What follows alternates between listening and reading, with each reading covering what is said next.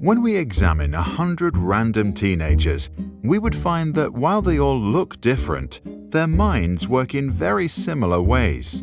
One or two, however, have minds that are atypical in a particular way. They could be diagnosed with autism. This happens to boys 4 times as much, perhaps because diagnosing them is easier. Children and adults who are considered autistic experience the world differently because they were born with various degrees of neuroatypical traits. Most autistic children have more refined senses and share a deep desire to bring logic into their surroundings. Some seek repetitive behaviors that follow specific patterns, and many appear to be asocial and avoid eye contact. Autism is not a disease and therefore cannot be cured. Since all our brains are different and there is an endless range of nuances in their architecture, autism is defined as a spectrum.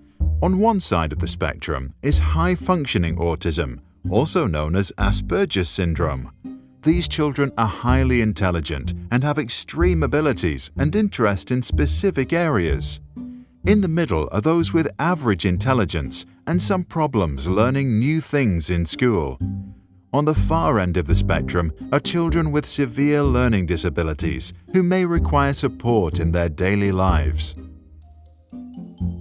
Timo, a young boy, can help us understand how living with a neurodivergent mind can be. His mum noticed early on that her boy would avoid eye contact and that he would often become upset if she hugged him.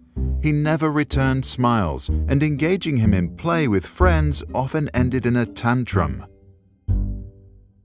His mother suspected something to be wrong when Timo still wasn't speaking more than 2 or 3 words at a time, even after turning 4 years old. She sought help, and Timo was diagnosed with autism spectrum disorder, or ASD for short. Timo has an atypical perception. When reading books or watching movies, Timo's brain picks up and organizes the information differently. While his neurotypical peers categorize things and form schemas, for example, they identify everything with 4 legs that barks as a dog, for Timo, each type of dog is unique and categorized in Timo's mind individually. His attention to detail and inability to generalize makes Timo more objective in his perception of the world and less prone to a framing bias. However, it also makes all sorts of new experiences incredibly complex, which is why he loves to follow a rigid daily routine to limit his sensory input. Timo is highly sensitive. His brain amplifies whatever input it perceives.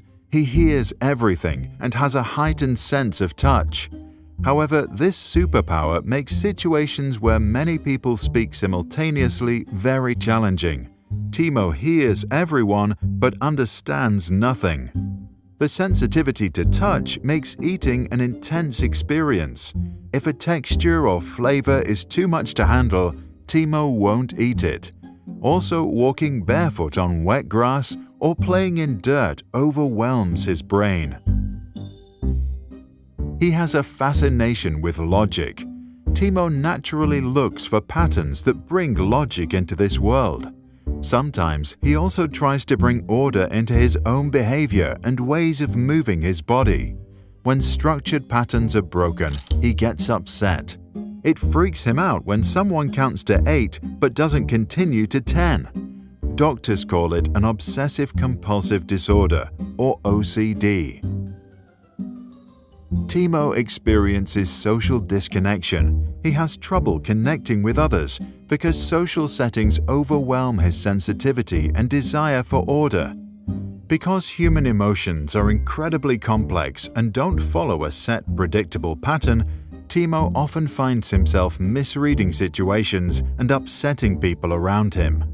As a consequence, he avoids people and rarely makes eye contact, which doesn't matter that much to him, since most of the things other people talk about are illogical, irrelevant, and boring anyway.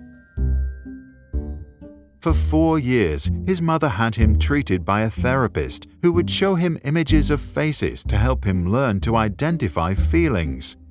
This meant he got better at identifying facial expressions and corresponding emotions. However, personally, he is still not very interested in reading faces or establishing new social contacts. He has 2 friends who share the same interests and couldn't wish for more. Since Timo's autism is not an illness we can treat, but rather a different way of him experiencing the world, the question remains whether we should try to change him through therapy or accept him for who he is. So, what do you think? Should we treat children with autism with therapy or celebrate them for who they are? Or perhaps do both? Maybe it's not their atypical minds, but our stereotypical way of looking at them that needs correction.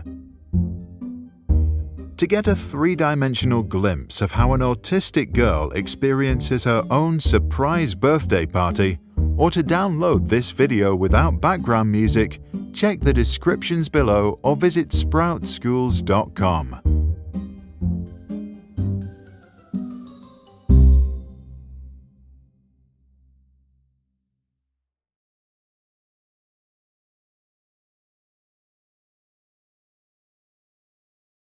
Sprouts videos are published under the Creative Commons license.